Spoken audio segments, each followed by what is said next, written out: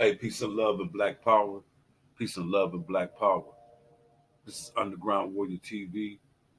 If this is your first time coming into my channel, please mash up the likes, share the video, subscribe to the channel. Always hit that notification button at the bottom so you can always be in the crosshairs every time I drop one of these videos. Trust and believe, black people, it's always uh, beneficial for other races of people when we deal with them in any type of business. Where is the factor where we start to benefit from doing business or any kind of transaction with other people? Fam, here's a story that trips me out. It trips me all the way out. There is a town in South Africa where black people are not allowed. I do believe that South Africa, was inhabited by the native people, the African people. How is it that the colonizers' children have their own town where blacks are not allowed? How is it that the minority of Afrikaners, white people, have majority of the wealth and better lands? After Nelson Mandela was elected president, you would think that the original lands that were stolen from African people would go back to the hands of African people. But that didn't happen. A lot of that didn't happen. So why was Nelson Mandela released and apartheid attitude still exists in South Africa till today?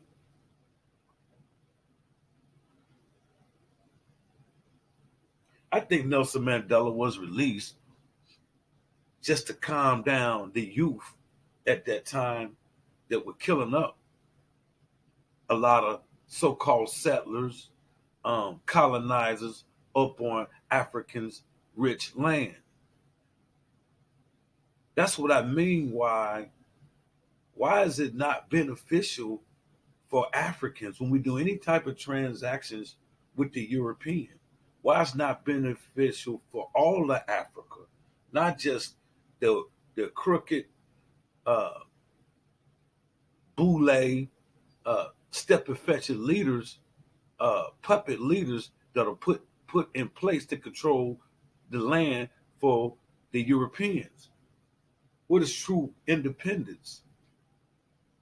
Because we know on the continent of Africa, certain people got their independence, but they just left, the white world just left a puppet nigger in charge so they can lead the land and still rule the land from Great Britain. Fam, there's a little town called Oriana or Oriana in South Africa.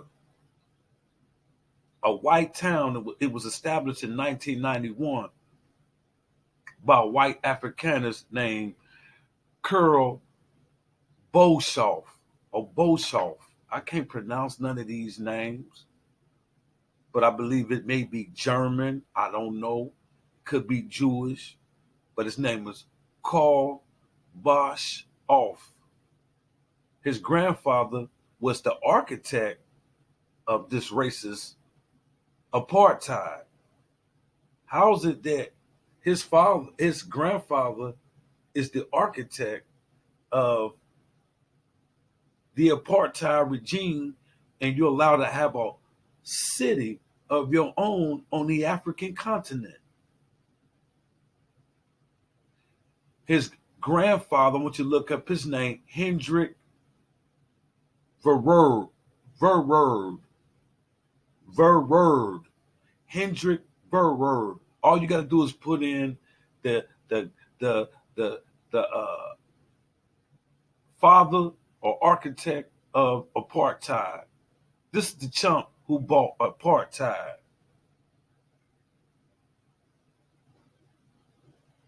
They seen Oriana or Oriana, wherever the name of this place is, Oriana, as a place, safe haven for Afrikaners, white people. So the ethnic groups are Dutch, German, and French. So these are former colonizers. When these people who live in this Oriana town right now, their ancestors was from apartheid. They got their own city. Ain't that something? Their own little town. And blacks better not be found in that town. How you gonna have your own white town in a predominantly ruled African nation?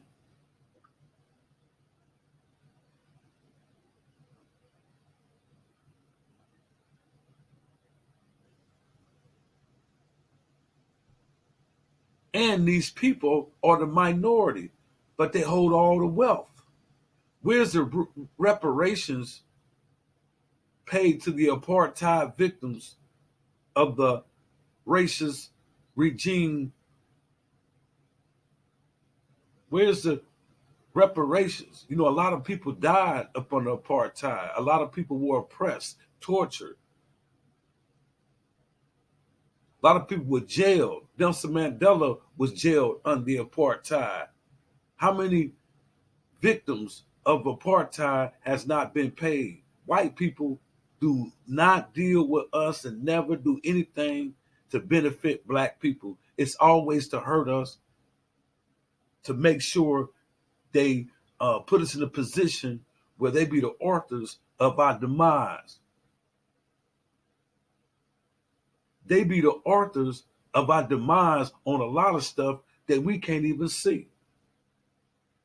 I sit back and watch black people. I don't get off into all this arguing on YouTube and getting into this business with these rappers who got this beef and stuff like that. If you sit back and monitor these Negroes, a lot of them be beefing because of the white man. He put stuff in position and things to watch, sit back and watch this and laugh. Things that we be beefing about. Right now, I could beef about with a particular person. I could just say something that they have never heard before. They've been brainwashed. And once I say something, they go off the deep end and almost want to kill you, cuss you out. I don't even deal with those kind of people. Because we start exposing the white man for something he did, you always got a Negro who's so in love with white people, he think you're being biased for telling the truth. I'm talking about screaming, veins popping out their neck, mad because you expose the white man's dirty laundry. It's all right for us to air out a black man's dirty laundry all on TV, all on the news. It's cool. Just like when Queen Elizabeth died.